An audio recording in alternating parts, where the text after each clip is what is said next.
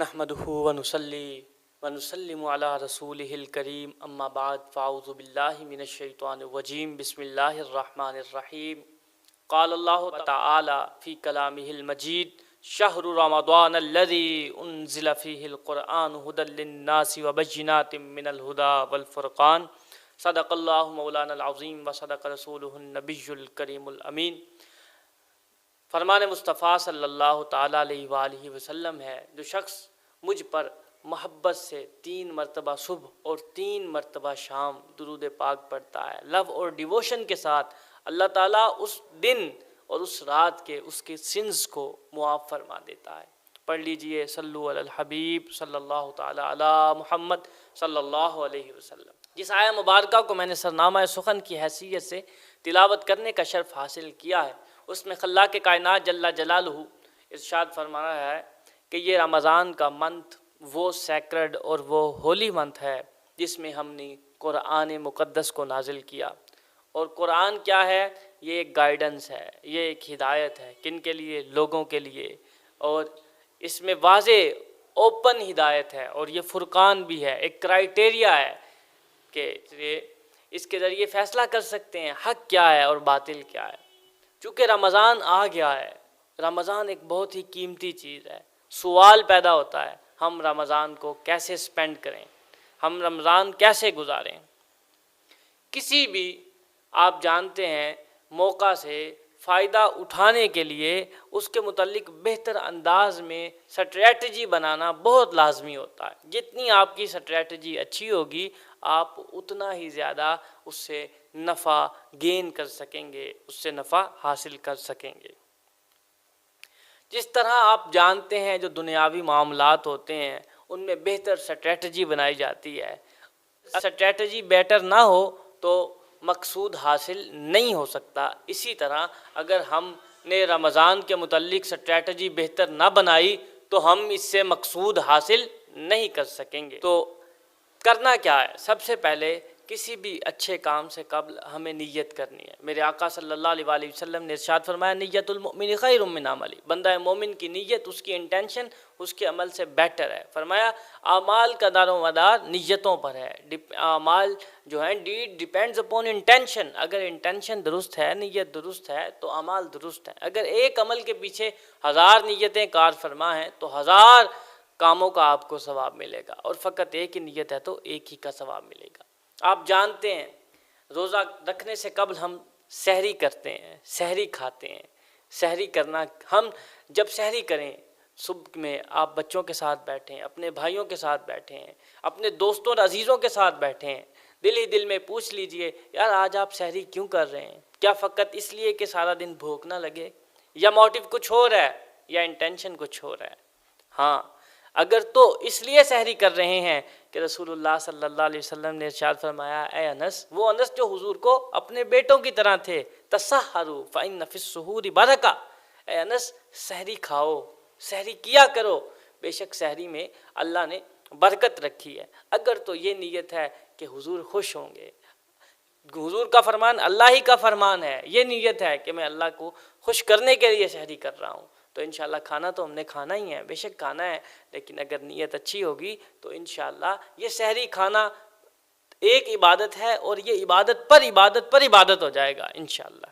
اور پھر سحری کے آداب ملحوظ خاطر رکھیں، ایسا نہ ہو کہ اتنا کھا لیں سارا دن اٹھ ہی نہ سکیں، چل پھر ہی نہ سکیں۔ اس کے بعد کیا کریں؟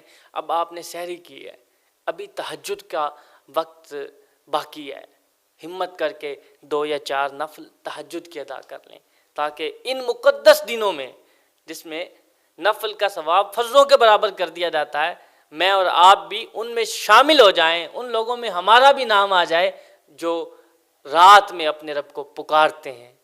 اللہ تعالیٰ جن کی تعریفیں بیان فرماتا ہے کہ وہ لوگ کہ جن کے اطراف رات کو اپنے پہلوؤں سے جدا رہتے ہیں، اپنے بستروں سے جدا رہتے ہیں، جو رات میں ہمیں یاد کرتے ہیں، اور ہمارے لیے تاکہ یہ حجت بھی ہو جائے کہ اگر ہمیں اسی طرح اور زندگی میں بھی اللہ توفیق دے تو ہم کیا کریں؟ تہجد ادا کریں۔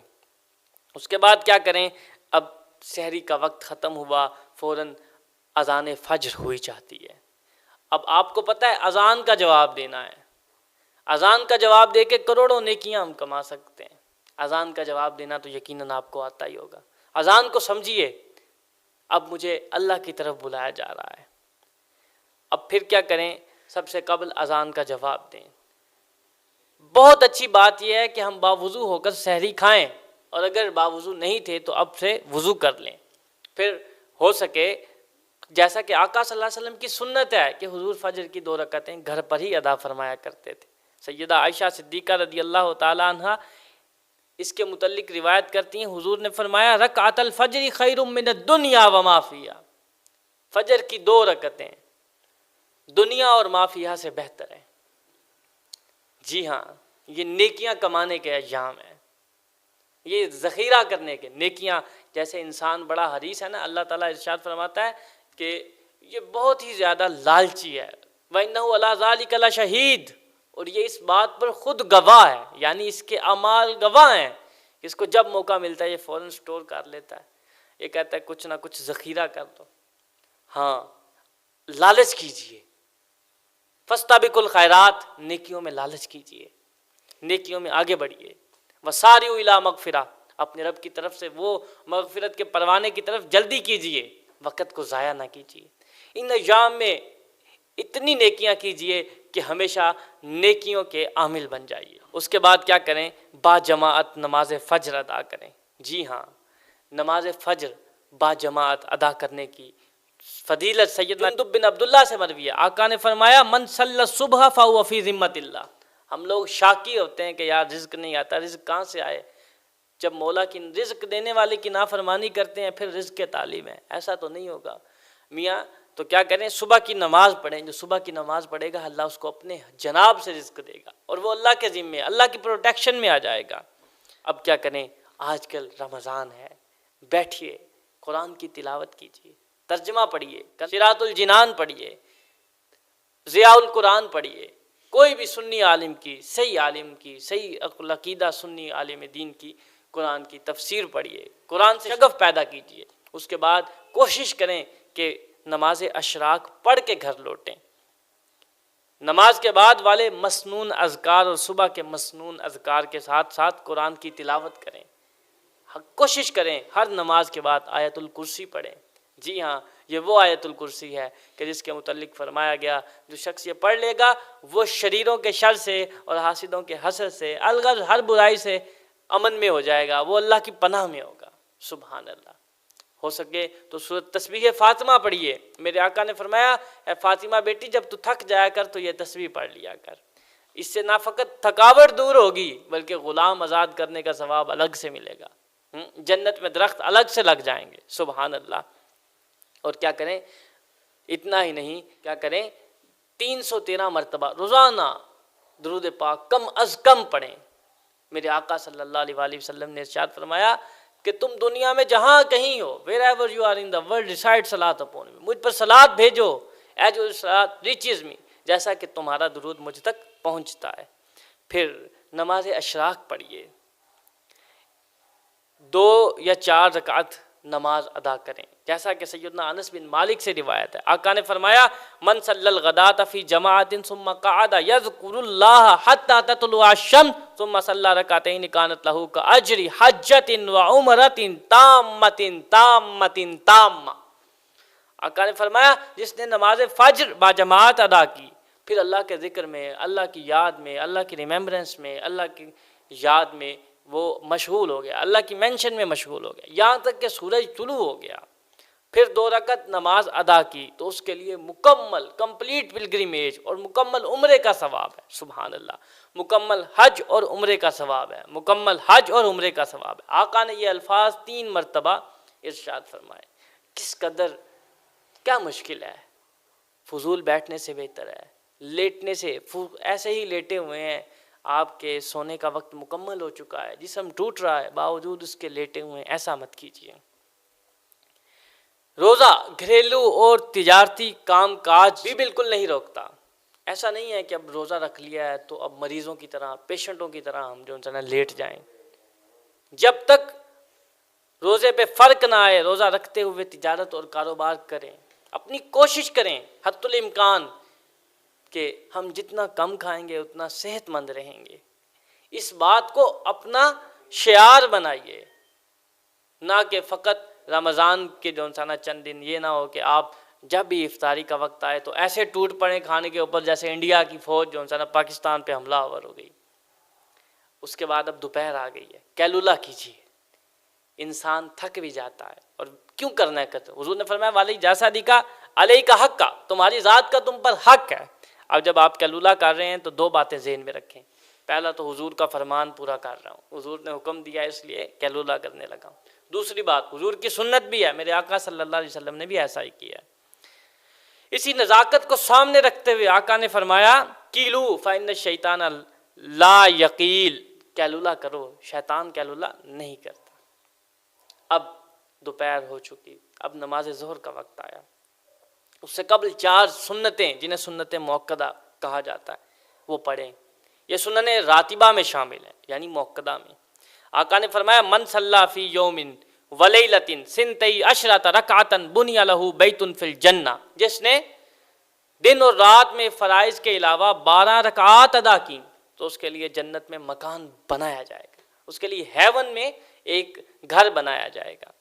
اور فرمایا اربعن قبل الظہر ورکعتین بعدہا ورکعتین بعد المغرب ورکعتین بعد العشاء ورکعتین قبل صلاۃ الفجر. 2 فجر سے قبل، 4 ظہر سے قبل، 2 ظہر کے بعد، 2 مغرب کے بعد اور 2 عشاء کے بعد. نماز ظہر کے بعد جو 4 رکعات ہیں وہ بھی ادا کیجیے، کیونکہ جو شخص نماز ظہر کے بعد 4 رکعت ادا کرتا ہے اللہ نے ایسے شخص کے جہنم کی آگ کو حرام کر دیا ہے. ام حبیبہ رضی اللہ تعالیٰ عنہ سے روایت ہے، آقا نے ارشاد فرمایا من صلی قبل الظہر اربعن وبعدها اربعن حرمہ اللہ علی النار. جس نے ظہر سے پہلے 4 رکعتیں ادا کی، ظہر کے بعد 4 رکعتیں پڑھی تو اللہ نے اس کو جہنم پر حرام فرما دیا. اس کے بعد آپ دیکھ لیں اگر وقت ہے تو مطالعہ کیجئے، اپنے گناہوں سے توبہ کیجئے، استغفار کیجئے، اپنے والدین کے لیے دعائیں کریں، اپنے اساتذہ کے لیے دعائیں کریں. نماز عصر، اب عصر کا وقت ہوا چاہتا ہے، اذان کا جواب دیں، ہر اذان کا جواب دیں. بالخصوص رمضان المبارک کے ماہ میں وضو گھر سے کریں، نماز کے لیے مسجد میں آ کر 4 رکعات نماز ادا کریں. میرے آقا صلی اللہ علیہ وسلم نے ایسے آدمی کے لیے خاص دعا فرمائی. آپ نے فرمایا رحم اللہ عمران صلی قبل العصر 4، اللہ اپنے اس بندے پر رحم فرمائے جو عصر سے پہلے 4 رکعت کا اہتمام کرتا ہے. سبحان اللہ. یہ وہ رمضان ہے کہ میرے آقا نے فرمایا ہلاک ہو جائے وہ شخص جس نے رمضان کو پایا اور اپنی مغفرت نہ کرا سکا. حضور نے یہ دعا کی اور جناب جبریل نے آمین کہا. سوچئے کہ اگر ہم اللہ سے کچھ نہ لے سکے تو ہم بھی لوزرز لوگوں میں سے، ان لوگوں میں سے جو خاسر لوگ ہیں، جو ہالک ہیں، جو ہلاکت والے ہیں، کہیں ان میں سے نہ ہو جائیں. پھر باجماعت نماز عصر کا اہتمام کریں.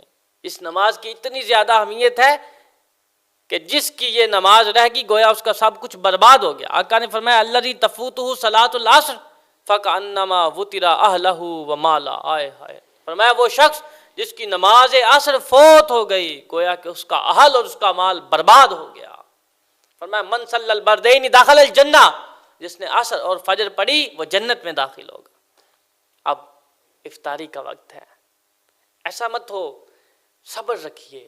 جہاں اتنے گھنٹے صبر کر لیا ہے اگر 2 4 یا 5 منٹ مزید صبر کریں گے، جلدی نہ کیجیے. کہیں ایسا نہ ہو کہ روزہ ضائع ہو جائے. آپ کی معمولی سی خطا سے آپ کا سارے دن کا صبر ضائع ہو سکتا ہے. افطاری میں حتی الامکان کوشش کریں کہ سنت کے مطابق بیٹھیں، کھانے کو سنت کے مطابق ڈیل کیا جائے، تقسیم کیا جائے، زیادہ تاخیر نہ کریں، بر وقت افطاری کریں.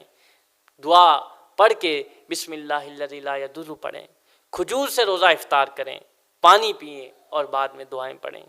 خصوصی گزارش یہ ہے کہ افطاری کے وقت دسترخوان پہ صرف اتنا ہی سامان رکھیں جو ضرورت کا ہو، جس سے ہمارا روزہ افطار ہو جائے.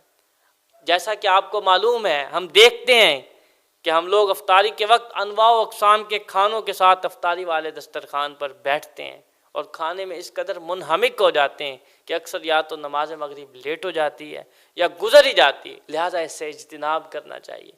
اب دیکھیں میڈیکلی طور پر بھی ایسا درست نہیں ہے. اگر آپ اتنے بھوکے تھے تو آپ نے فوراً سے اتنا زیادہ کھانا کھا لیا تو آپ کے بیمار ہونے کے چانسز بہت زیادہ ہیں. بلکہ اب اس ڈوز کو آہستہ آہستہ لیں، اس کو پارٹ وائز لیں. تھوڑا سا کھانا کھائیں، نماز کے لیے چلے جائیں، کچھ کھائیں، پھر تھوڑی دیر وقت گزاریں، اس کے بعد پھر تھوڑا سا کھائیں، پھر تراویح کے لیے چلے جائیں، پھر جس قدر طلب ہو آ کر کھائیں. اب باقی نمازوں کی طرح پورے اہتمام کے ساتھ عشاء ادا کیجیے. اس کے بعد امام کی ابتدا میں نماز تراویح پڑھیں. نماز تراویح میں خاص طور پہ اس بات کا خیال رکھیں کہ جب تراویح مکمل ہو جائے تب قیام چھوڑیں. اس کا فائدہ کیا ہوگا کہ ہمیں ساری رات قیام کا ثواب ملے گا. آقا نے ارشاد فرمایا من قام مع الامام حتی ینصرف فانہ یعدل قیام لیلہ. تو شخص امام کے ساتھ قیام کرے یہاں تک کہ وہ امام نماز سے پھر جائے تو یہ ساری رات قیام کے برابر ہے. سبحان اللہ. رات کے آخری پہر یعنی تیسرا حصہ بڑی اہمیت والا ہے، بڑی امپورٹنس ہے اس کی. اس وقت اللہ تعالیٰ ہر روز آسمان دنیا پہ نزول فرماتا ہے، اہل دنیا سے خطاب کرتا ہے. من یدعونی فاستجیب لہ من یسألنی فاعطیہ من یستغفرنی فاغفر لہ. کون ہے جو مجھ سے مانگے میں اس کی دعا کو ایکسیپٹ کر لوں، اس کا آنسر دوں. کون ہے جو مجھ سے سوال کرے، کویسچن کرے، میں اس کو گرانٹ کروں، عطا کروں. کون ہے جو مجھ سے مغفرت کا طالب ہے، میں اسے بخش دوں. فارغ اوقات ضائع مت کیجیے. کام کاج نہیں ہے یا کم ہے تو درود پاک پڑھیے، کثرت سے درود پاک پڑھیے. اپنے فارغ وقت کو قیمتی بنائیے، قرآن کی تلاوت کیجیے. نہیں صحیح پڑھنا آتا تو درست پڑھنا سیکھ لیجیے. اپنے وقت کو ضائع نہ کیجیے، اپنی نماز کو درست کریں. فرائض کا جو ایک مسلمان پر فرض ہیں ان کو سیکھیے، جیسے روزہ، اس کے احکام اور مسائل کو سیکھیے. کان النبی صلی اللہ علیہ وسلم یذکر اللہ علی کل احیان. آقا ہر لمحہ ہر ساتھ اللہ کا ذکر کرتے، کبھی اپنے وقت کو ضائع نہ کرتے. باقاعدگی سے قرآن کی تلاوت کریں. نمازوں کے بعد مسنون اذکار کریں، صبح و شام کے اذکار کریں. جمعہ کے دن بالخصوص سورۃ کہف اور خصوصی طور پہ درود پاک پڑھیں. اللہ کے حضور زیادہ سے زیادہ دعائیں کریں، التجائیں کریں. اللہ تعالیٰ ہمیں اس وبا سے، اس بلا سے نجات بخشے. ممکن ہو سکے تو ماہ رمضان میں عمرہ کیجیے، کیونکہ رمضان میں عمرہ کرنا میرے آقا نے فرمایا حج کے برابر. اپنے آپ کو گناہوں سے، لغویات سے یکسر بچا کے رکھیں. دل کھول کر اللہ کی راہ میں سپینڈ کیجیے. اگر آپ صاحب استطاعت ہیں تو زکوٰۃ دیجیے. اگر ممکن ہو سکے تو کسی کا افطار کروائیے. جو کچھ ہے اس سے کروائیں، خواہ کھجور ہے، خواہ پانی ہے، کچھ بھی ہے، اللہ نے جو دیا اس سے کروائیں. آخری یہ عشرے کی تمام راتیں بیدار رہ کے اللہ کی عبادت کریں. لیلۃ القدر کو پانے کی بھرپور صحیح کریں، کوشش کریں. نیک اعمال کی حفاظت کیجیے. تزکیہ نفس کریں. روزے کے مقصد کو سمجھیں، اس میں غور و فکر کریں. اللہ تعالیٰ سے دعا کرتے ہیں اللہ ہمیں عمل کی توفیق عطا فرمائے.